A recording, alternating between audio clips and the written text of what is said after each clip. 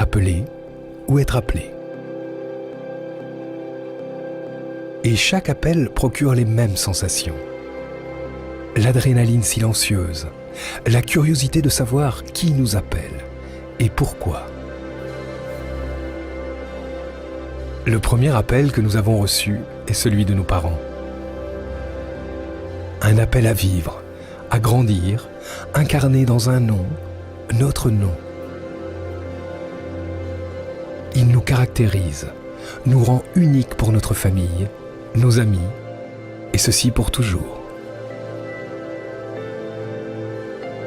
C'est notre nom qui nous classe dans un répertoire, une liste, une équipe.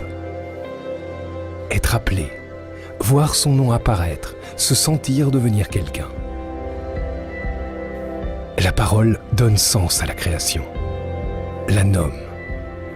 Dieu appelle. Par son appel, il donne du sens à l'existant.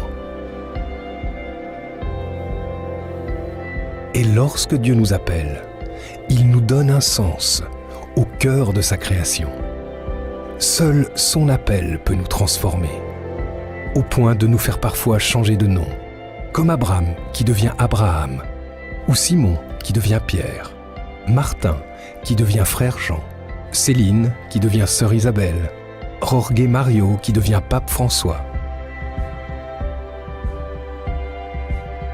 Comme moi qui suis devenu frère Yovan.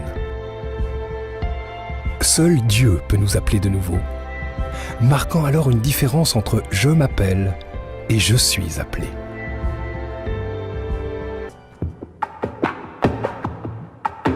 Le prêtre est appelé à être un alter Christus, un autre Christ. Parce qu'en réalité, ce n'est plus moi qui vis, c'est le Christ qui vit en moi et à travers moi. Le sacerdoce, c'est l'amour du cœur de Jésus.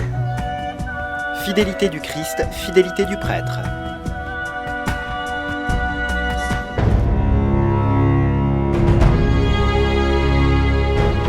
Une des phrases les plus émouvantes du saint curé d'Ars à propos du sacerdoce est celle où il dit que le sacerdoce est l'amour du cœur du Christ. Tous les prêtres que j'ai rencontrés de ma vie ont été ceux-là, des hommes fidèles à Dieu. Le prêtre doit pouvoir être un maître authentique de la foi. Il doit pouvoir être le sanctificateur à travers la célébration des sacrements. Et il doit pouvoir être le guide autorisé du peuple de Dieu vers la vie éternelle.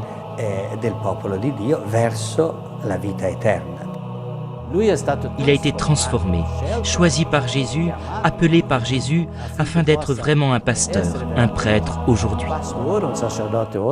Premier paroissien qu'il rencontre en 1818 quand il arrive à Ars, et qui s'appelle Antoine Givre, qui est un enfant de 12 ans, Jean-Marie Vianney lui dit « Tu m'as montré le chemin d'Ars, je te montrerai le chemin du ciel. » Ars, un petit village, une misère.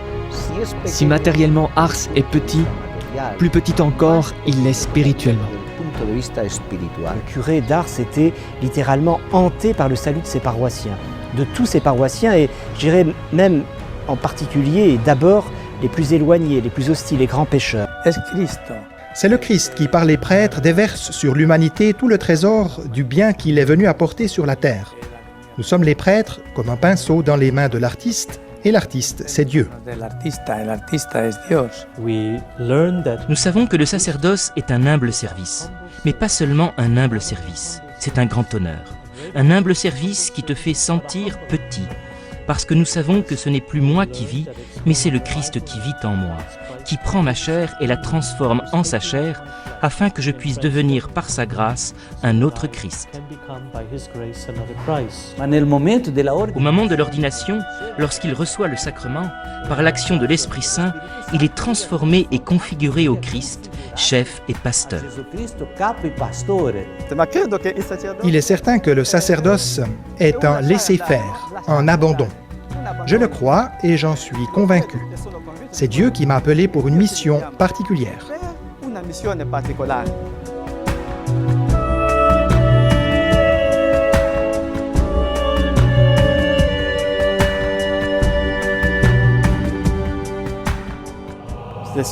Cette Eucharistie, cette célébration de l'Eucharistie, lorsque tu t'assimiles plus qu'à n'importe quel autre moment à la personne du Christ, alors que tu t'offres toi-même sur l'autel, ceci devient le repos de chaque jour et de mon ministère. L'Eucharistie fait l'Église. L'Eucharistie maintient l'Église. L'Eucharistie complète, pour ainsi dire, l'Église, car elle est la médiation de la vie du Christ.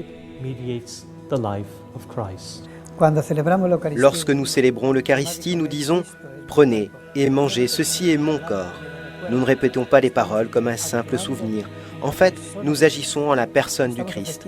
Nous offrons intégralement notre personne, nos lèvres, nos mains, au Christ lui-même, afin qu'il continue d'offrir au Père cet unique sacrifice rédempteur, qui est le sacrifice de la croix.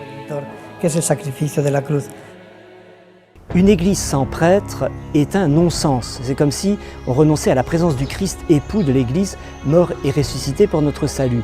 Car c'est le prêtre et nul autre qui rend le Christ réellement présent. Il doit présider la communauté, aimant cette communauté et donnant sa vie pour cette communauté. Comme Jésus a dit, « Je suis le bon pasteur qui donne sa vie pour ses brebis ».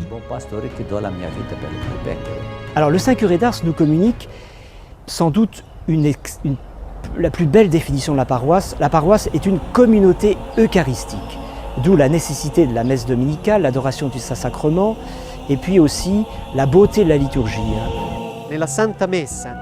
Lors de la Sainte Messe, le prêtre en tant qu'homme doit disparaître et laisser l'espace à Jésus, afin que ce soit lui qui parle, et lui qui se présente à l'Assemblée. La liturgie, qui se célèbre selon une forme qui lui est propre, ne doit pas être modifiée par le prêtre. Parce que le prêtre n'est ni maître de la liturgie, ni maître des sacrements, ni maître de cette grande diversité de prières, de louanges.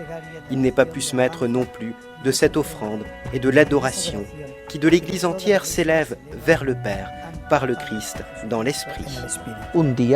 Un jour, un grand orateur qui prêchait dans Notre-Dame, ayant fini son homélie, la dissertation qu'il avait préparée, vit quelqu'un s'approcher et lui dire « Magnifique, vraiment magnifique ». La foule a grimpé sur les confessionnaux pour vous entendre prêcher. Et lui, qui était un homme humble, bien que brillant, lui répondit « C'est vrai, je les fais monter sur les confessionnals, mais le Saint Curé d'Ars les y met. »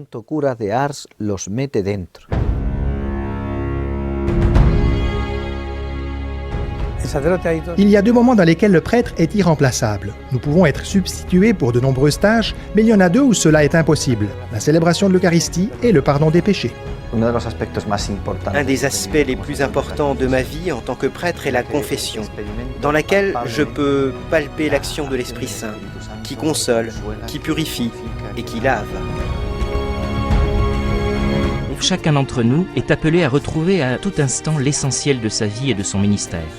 Surtout dans un contexte culturel dans lequel il a été tenté de supprimer de nombreux aspects, tentations d'activisme, en résumé de se disperser et de se centrer sur ce qui ne constitue pas l'identité du ministère sacerdotal.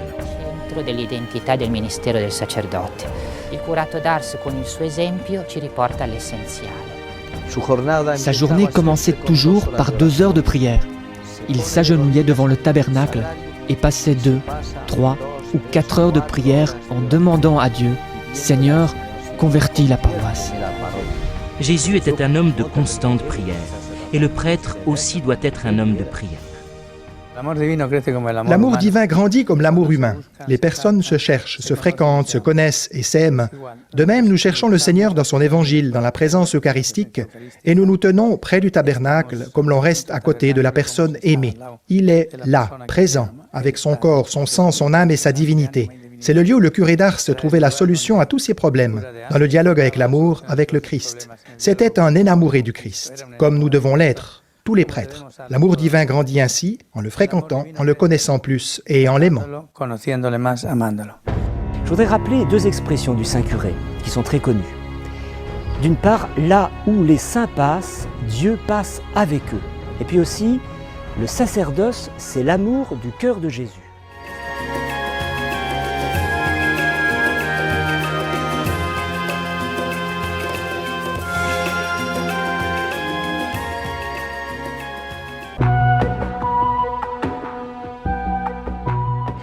Précisément, nous voyons dans le curé d'Ars un prêtre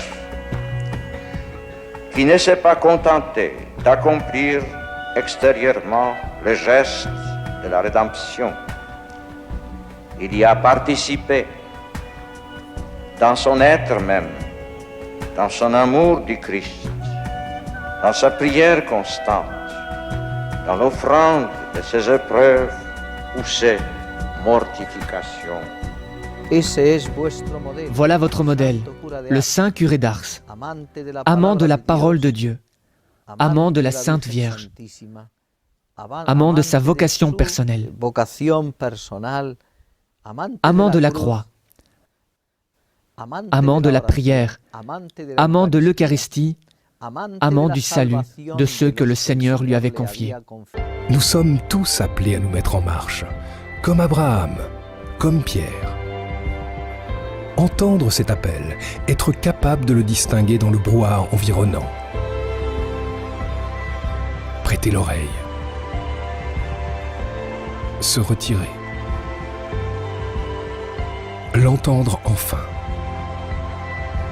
Écouter sa parole. Discerner.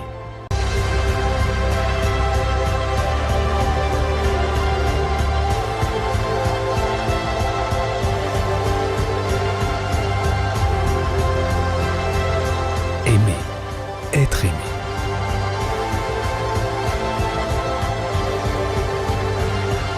Quand l'appel vient de Dieu, à nous de redoubler d'imagination pour y répondre de 1000 façons. Dieu a un appel pour chacun de nous.